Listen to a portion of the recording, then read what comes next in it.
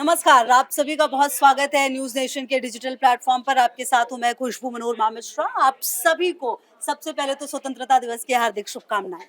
नमस्कार, आपके साथ में लक्ष्मी उपाध्याय। आज बेहद महत्वपूर्ण दिन है पूरे देश के लिए। लाल किले की प्राचीर जिस पर देश और दुनिया की निगाहें थी, जहां से प्रधानमंत्री नरेंद्र मोदी ने आज 11वीं बार तिरंगा फहराते हुए लंबा भाषण दिया, महत्वपूर्ण भाषण दिया। ऐतिहासिक दिन इसलिए भी रहा क्योंकि प्रधानमंत्री नरेंद्र मोदी जवाहरलाल नेहरू और इंदिरा गांधी के बाद वो तीसरे प्रधानमंत्री बने जिन्होंने लगातार 11वीं बार तिरंगा फहराया।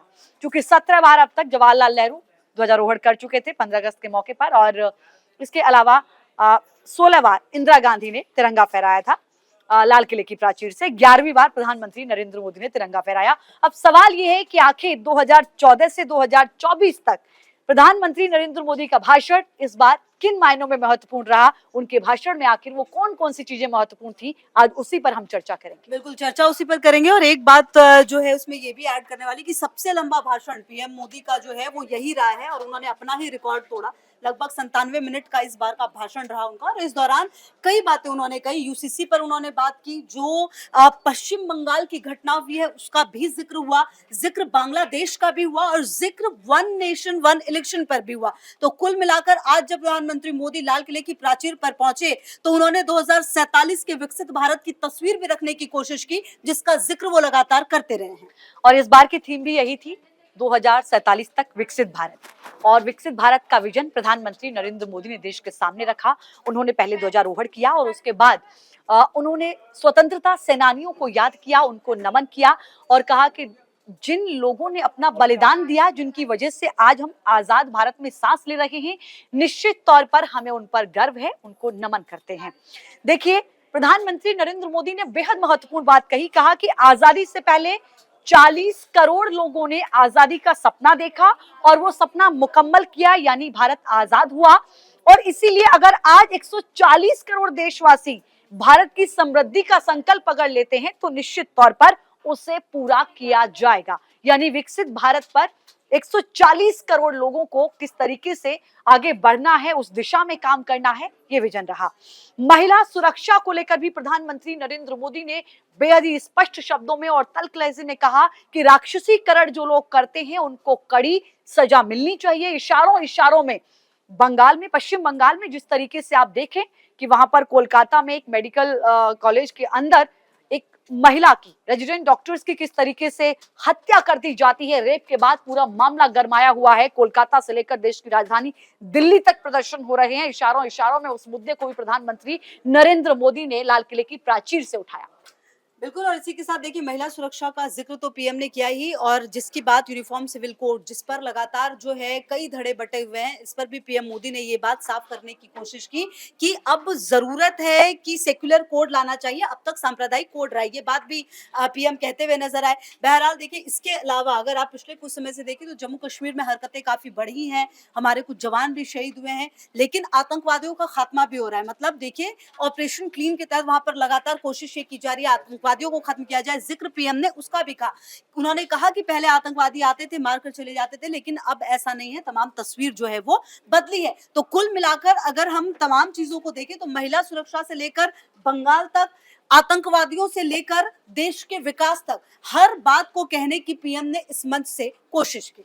निश्चित तौर पर देखिए, बांग्लादेश के हालात जो बने हुए हैं उस पर भी प्रधानमंत्री नरेंद्र मोदी ने इस भाषण में जिक्र किया। उन्होंने कहा कि उम्मीद यही है कि जल्द वहां पर हालात सामान्य हो और जो वहां पर आप देखिए अल्पसंख्यकों पर, हिंदू समुदाय पर जो हमले हो रहे हैं उनकी सुरक्षा को सुनिश्चित किया जाए, इसका भी जिक्र करते हुए प्रधानमंत्री नरेंद्र मोदी नजर आए। लोकल से वोकल तक का उन्होंने जिक्र किया, वन डिस्ट्रिक्ट वन प्रोडक्ट का उन्होंने जिक्र किया, इसके अलावा वन नेशन वन इलेक्शन का उन्होंने जिक्र किया। कहा कि समय की जरूरत है, क्योंकि देखिए कहीं ना कहीं इलेक्शन हमारे देश में किसी न किसी राज्य में किसी न किसी जगह के होते ही रहते हैं। विधानसभा, लोकसभा, परिषद का चुनाव, पार्षदों का चुनाव, आप देखिए उसके अलावा उपचुनाव, तमाम तरीके के चुनाव प्रक्रिया हमारे देश में लगी रहती है।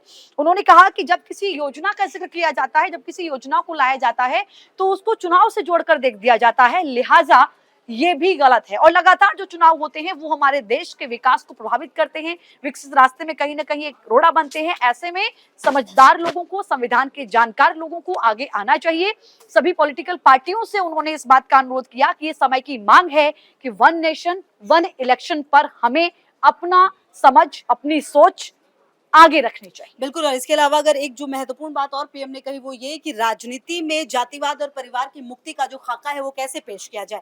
उन्होंने कहा कि हम चाहते हैं कम से कम 1 लाख युवा राजनीति में आए जिनके परिवार से अब कोई पॉलिटिक्स में ना रहा हो। ये लोग विधायक, सांसद, प्रधान, मेयर बने, ये लोग आएंगे तभी नए विचार सामने आएंगे और तभी परिवारवाद का खात्मा होगा।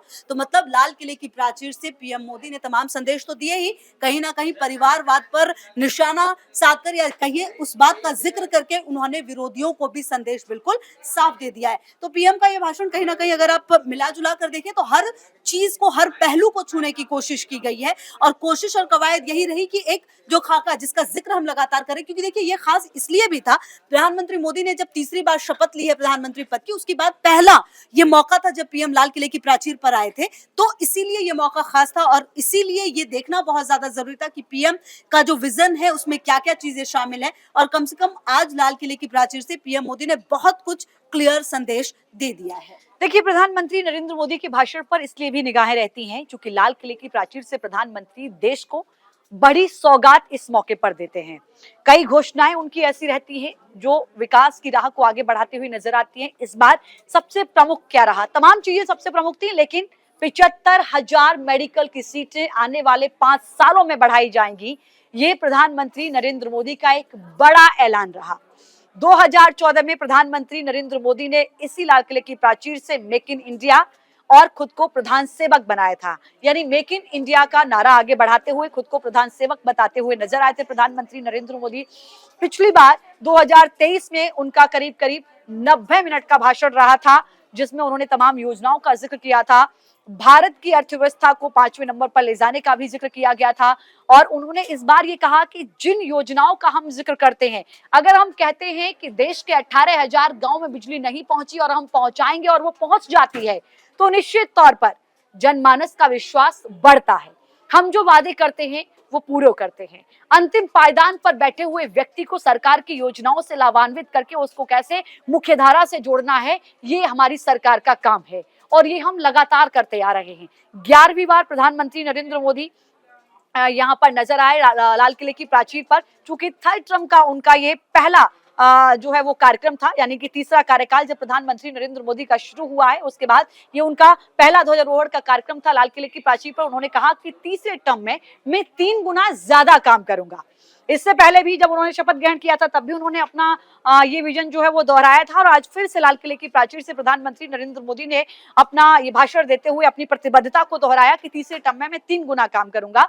देश को विकसित राह पर लेके जाना है, 2047 तक विकसित भारत बनाना है जिसमें हर व्यक्ति का, हर वर्ग का साथ बहुत जरूरी है। उन्होंने ये भी कहा कि ऐसे कानून जो देश में जाति धर्म में बांटते हैं ये सब हटने चाहिए। एक देश एक कानून के तौर पर यूसीसी का भी उन्होंने जिक्र किया कि ये भी समय की डिमांड है, ये समय की मांग है। इस तरीके का जो है वो कदम उठाना चाहिए। अब इन भाषणों से अगर आप देखें तो स्पष्ट हो जाता है कि आने वाले 5 सालों के लिए सरकार का विजन क्या है।